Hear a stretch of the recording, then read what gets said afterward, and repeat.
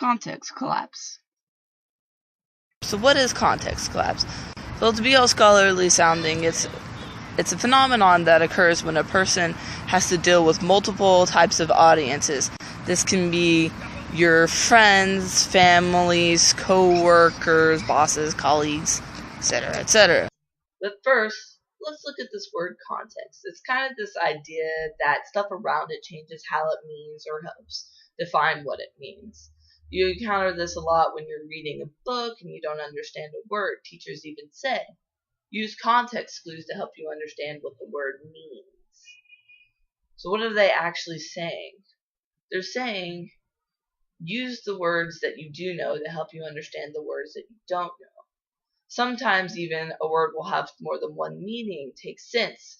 You can say, my sense of smell helped me know that the food is ready.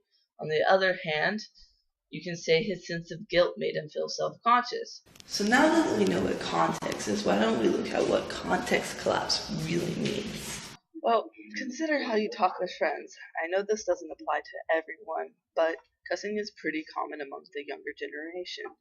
Right? But most parents don't approve of cussing. This is where the phrase, I'm going to wash your mouth out with soap comes from. You also don't want to display this to a boss. So what do you do when you're in a room with like your friend, your mom, and your boss? You're going to have problems displaying yourself to everyone all at once. So this is where context collapse comes. So here's when context collapse comes in. Like we spoke of earlier, what is happening around us defines who we are and how we act. But when there is people that we act very different around all in one place, what do? We begin to have a little difficulty in acting in a way that may end up where we act offensively to one person and completely normal to the other. Is this beginning to sound familiar? Can you think of a place where you just might be dealing with situations like this? I hope all you Facebook users out there said yes, because there you have the best and most prime example of where you're going to encounter context collapse in our new media society. Facebook is the land of acquaintances, close friends, and even now people are beginning to friend family, co-workers, and professors. People now have to consider how they will talk to an audience and showing the best of me. The problem with that is people forget about the problem of context collapse and act just a little stupid. Take, for instance, this girl who talked bad about her boss on Facebook, forgetting that she had friended her boss. Her boss saw the post and let her know she didn't have to come back to work tomorrow. You're fired. You're fired. You're fired. You're fired. So, how about all those photos from that drinking party you went to last night?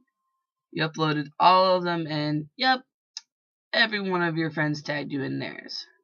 You have an interview this Friday. Well, you better hope they don't find your Facebook, because now your Facebook is gloriously covered with photos of your last night's past discretions. Oh, and hey, what about that professor you friended and also asked to write a letter of recommendation? How will they, in good conscience, recommend you to a company when you aren't exactly displaying responsible and smart choices on Facebook? I guess you just lost that job you had a pretty good chance at. Do you understand context collapse now? All those different people seeing you in a different context. The wall between them has collapsed, and what is left is hopefully just you not making a fool of yourself. So keep that in mind next time you post something on a social network, because you actually may never know how context collapse will blindside you and take you by surprise.